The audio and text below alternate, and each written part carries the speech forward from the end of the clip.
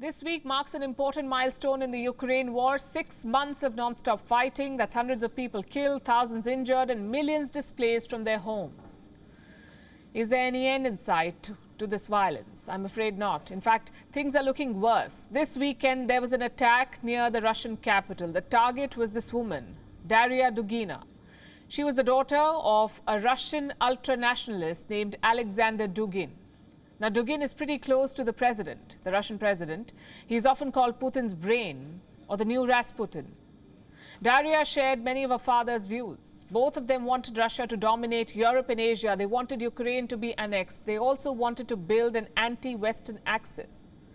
You can see the similarities with Putin's policies. So naturally, there are questions. Did Ukraine have something to do with this assassination, or was it carried out by some dissident group?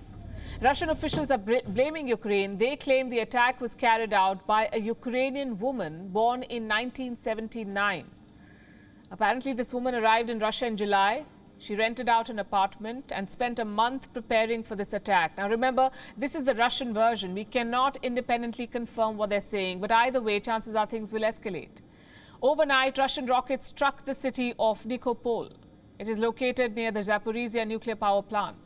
According to reports, at least 4 people were injured. In the east, Russian forces unleashed heavy artillery and rockets, and in the south, Russia destroyed a munitions depot. Moscow says it contained missiles for the HIMARS rocket. This entire week could be more of the same. Do you know why? Because it is symbolically important for both Ukraine and Russia. We'll start with today. Russia is celebrating its National Flag Day. There were military parades and special ceremonies across the country. Vladimir Putin himself addressed the people. Ironically, he talked about a country's right to choose its own path. Therefore, the desire to live according to one's own will, to choose one's own path and follow it, has become part of the genetic code of our people. Russia is a powerful, independent world power. We are firm in pursuing on the international arena only those policies that meet the fundamental interests of the motherland.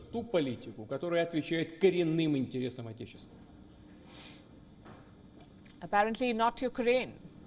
For them, this week is more important than any other because Wednesday is Ukraine's Independence Day. On this day in 1991, Ukraine separated from the Soviet Union. It was declared as a sovereign country. Volodymyr Zelensky believes Russia is planning something big this week, a demoralizing blow on Independence Day. We should be aware that Russia may try to do something particularly disgusting and particularly violent next week. That's our enemy. But Russia was doing something disgusting and violent every week during those 6 months, constantly. Where does it leave Ukraine's counteroffensive? Under a cloud of doubt. Yes, there is momentum from the attacks on Crimea, but can they sustain it? Can Ukraine counterattack and defend at the same time? A lot depends on the weapons they have. The United States has announced a new round of military assistance. It is worth almost $775 million. $775 million. What sort of weapons are we talking about? 15 Scan Eagle drones, 40 mini resistance vehicles, 2,000 anti-armor rounds, and 16 howitzer systems. Out of these, the Scan Eagle drones are very important. Ukraine is getting them for the first time. These drones are compact, they're easy to move around, and they're deadly accurate. Ukraine can use them to take out Russian military positions in occupied cities. According to American officials, that's the new priority, to retake territory under Russian control. These reports confirm what we are seeing on the battlefield, a final push by Ukraine before the winter sets in, before the front lines get frozen. The downside of this counteroffensive is the Russian response. We've seen attacks on Crimea, car bomb attack near Moscow, neither of which have been claimed by Ukraine, but Russia is not concerned about facts anymore. For them, this is also a battle for prestige, remember. So the southern counteroffensive can still backfire for Kiev. It's just too soon to tell. WION is now available in your country. Download the app now and get all the news on the move.